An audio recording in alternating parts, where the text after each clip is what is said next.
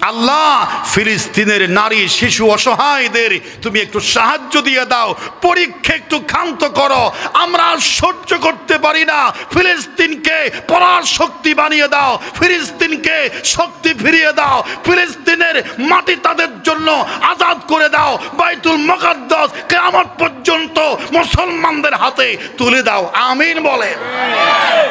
ডাস্টবিনে খাবার খুঁজে মুসলমানদের শিশু মানুষের রেখে যাওয়া খেয়ে যাওয়া সেই অবশিষ্ট অংশ যেটা ডাস্টবিনে ফেলা হয়, বোতল খুলে খাক খুলে সেই পানি খেয়ে জীবন বাঁচাবার চেষ্টা করে, গাছের পাতা খায়, বালি খায়, মাটির পাথর পেটে বেঁধে চোখ দিয়ে অজ্জর নয়নে পানি ঝরে আল্লাহকে বলে আল্লাহ সাহায্যকারী পাঠাও, আমরা তো আর সহ্য করতে পারি না। রব্বানা আখরিজনা মিন হাযিহিল ক্বরিয়াতিজ যালিমি আহলুহা ওয়াজআল লানা মিন লাদুনকা ওয়ালিয়্যান ওয়াজআল লানা মিন লাদুনকা নাসীরা। এই জালিম ইসরায়েলের অধ্যুষিত জনপদ থেকে হয়তো আমাদেরকে বের করে দাও, নয়তো আমাদের হাতে শক্তি দাও, ইহুদিদের আন্ডা বাচ্চা খতম করে জমিনটা সাফ করে দিই। ঠিক কিনা বলেন? একজন অভিভাবক পাঠাও, একজন ওমর পাঠাও। প্রভু তুমি বলেছ রাসূল দেবে না, বলনি দেবে না ওমর, বলনি দেবে না হামজা তারিক খালেদ সমর বিজয়ী খালেদ। প্রভু তুমি বলেছ রাসূল দেবে না, বলনি দেবে না ওমর, বলনি দেবে না হামজা তারিক সমর খালেদ বিজয়ী সমর। সুবহানাল্লাহ বলেন। রাসূল তুমি দেবে না বলেছ, কিন্তু মানুষের সাহায্যের জন্য, মাজলুমকে রক্ষার জন্য ওমর দেবে না, হযরতে খালিদ বিন ওয়ালিদ দেবে না, হযরতে আলী দেবে না, তারেক বিন জিয়াদ দেবে না, সাদ ইবনে আবি ওয়াক্কাস দেবে না, এরকম সাহসী পুরুষ দেবে না, এটা তো তুমি বলো নাই। সুতরাং আখিরি জামানায় একবিংশ শতাব্দীর ফিলিস্তিনকে রক্ষার জন্য আরেকজন ওমর তোমার দরবারে আমরা চাই, দিতে হবে মুসলমানদের রক্তের হেফাজতের জন্য। ঠিক কিনা বলেন? আল্লাহ কবুল করুক, আমিন বলে। সাহাবায়ে কেরামের মনে শান্তি। আল্লাহ পাক বলছেন ইন্নাল্লাহা ফাকিরুন, তারা বলেছে ক্বালু ইন্নাল্লাহা ফকিরুন, আল্লাহ ফকির ওয়া নাহনু আগনিয়া, আমরা ধনী।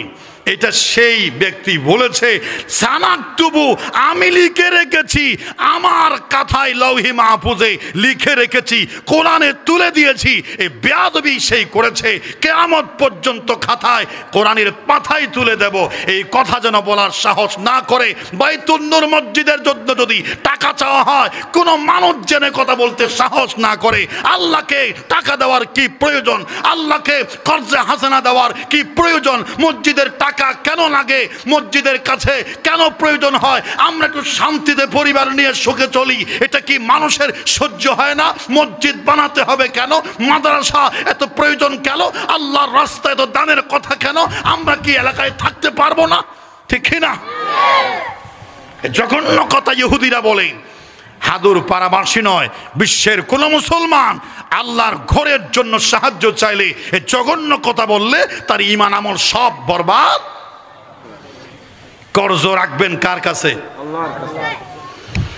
আল্লাহ পাক বলে আমার কাছে খেয়ে জমা রাখবে, আমি কিন্তু 1 টাকায় 1 টাকা দেব না। ইউনিফিটু ডবল দিয়ে বলছে যে আমি কিন্তু অনেক বেশি দেব।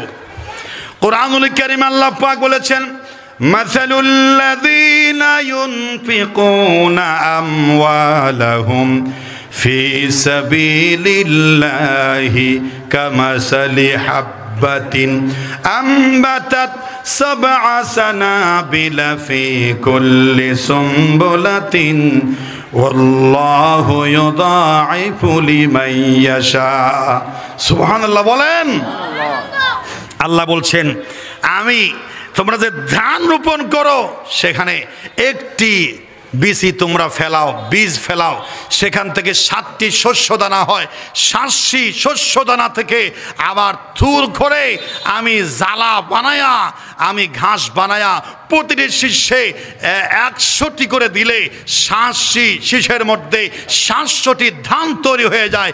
যে আল্লাহ একটি বীজ থেকে জমিনে ফেলার পরে 700 দান তোমাদের ফেরত দিই, আমি আল্লাহর রাস্তায় আল্লাহকে কর্জা হাসানা আমার রাস্তায় মসজিদে মাদ্রাসায় গরিব মিসকিনকে দিলে আমি আল্লাহ পাক ন্যূনতম ধরতে পারো 700 গুণের চাইতে কম নয়, বেশি দেব। সুবহানাল্লাহ বলেন। একটা নমুনা তোমাদের দেখালাম, এটা তো আমরা চোখে দেখতেছি, ঠিক কি না? আল্লাহ তোরা দেহ যে লেখেন প্রমাণ দিলাম দিয়া, তোরা তো আর হতা বিশ্বাস নলায়, ইউনিভার্সিটির হতা বিশ্বাস লাই, সেবর হতা বিশ্বাস লাই, ডেস্টিনের হতা বিশ্বাস লাই, হ্যাঁ শিয়ারের হতা বিশ্বাস লাই।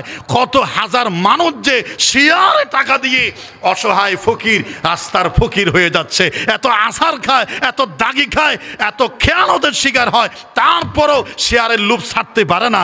এরকম আল্লাহর ওলি আছে না নাই?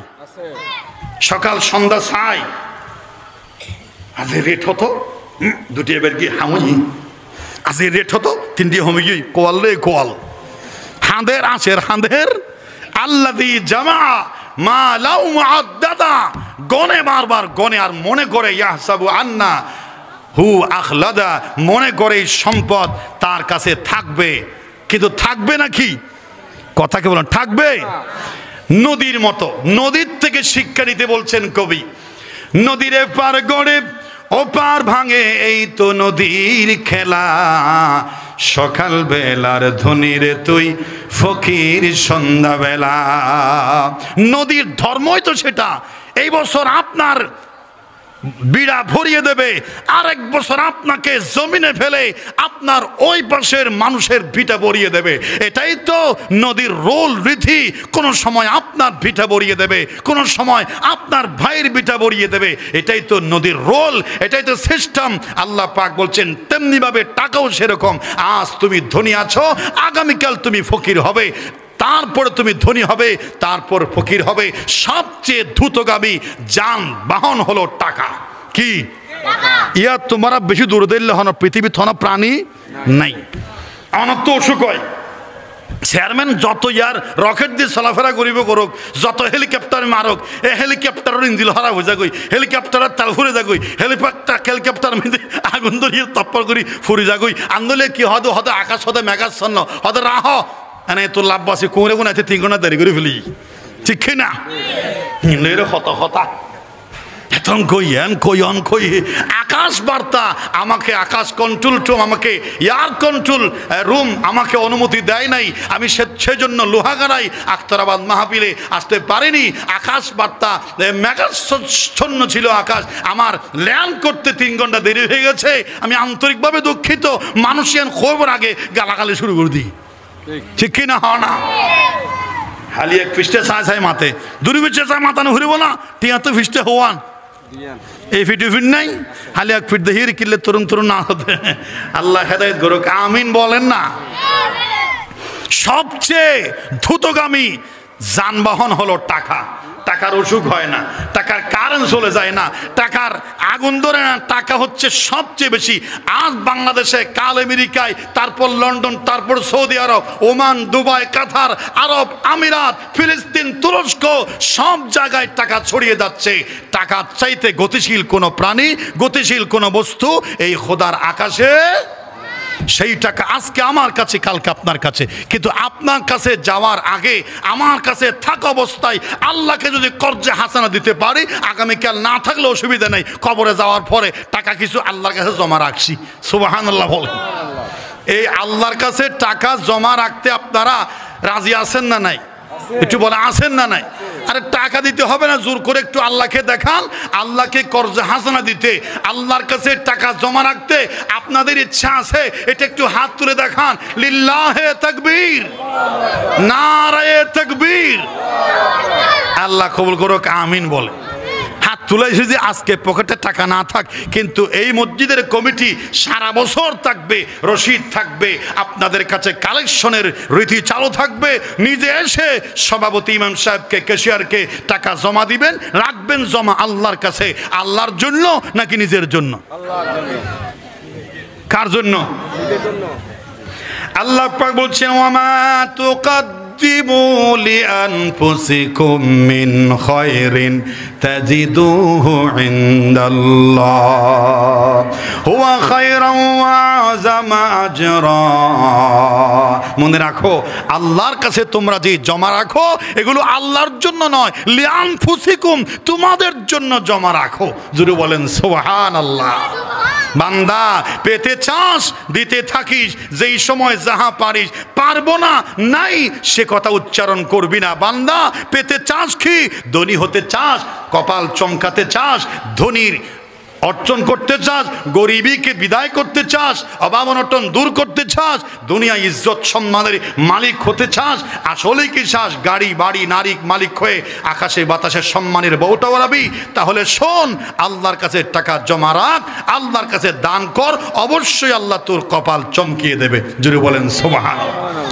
মা নাকাসাত মিন মাল, মা নাকাসাত মা নাকাসাত সাদাকাতু মিন মাল, হাদিসের বাণী, কখনো দান সম্পদ দিলে কমে না, কমে না। যদি বলেন সুবহানাল্লাহ।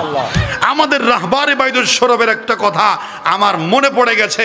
তিনি বলছেন, আমি বাস্তব প্র্যাকটিক্যাল সাক্ষী, আমি জ্বলন্ত সাক্ষী, আমি যত দান করি তত আমি বেশি পাই, সেজন্য আমি বেশি দিই, আমার হাতে বেশি আসে। সুবহানাল্লাহ বল। আমি দামি আমল, দামি আমল তিনি বলেছেন আমি গনে দিই না, আল্লাহ আমাকে গনে দেয় না। সুবহানাল্লাহ বলেন। আমাদের যে দেয়, আপনারা তো অনেকে দেখছেন, তিনি কি গনে দেন নাকি? পকেটে হাত দেন, আমাকে নয় শুধু হুজুরকে বলেন, হুজুরকে বলেন, হুজুরকে বলেন, যাদের সাথে মুআমালার সম্পর্ক আছে।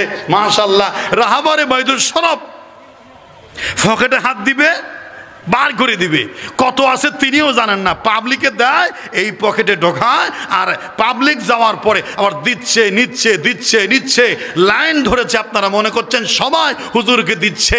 এই যে কুমিরাগুনা আখতারাবাদের সময় লক্ষ মানুষ হুজুরের সাথে একটু মুসাফাহা করবে, একটু হাত মিলাবে, আল্লাহ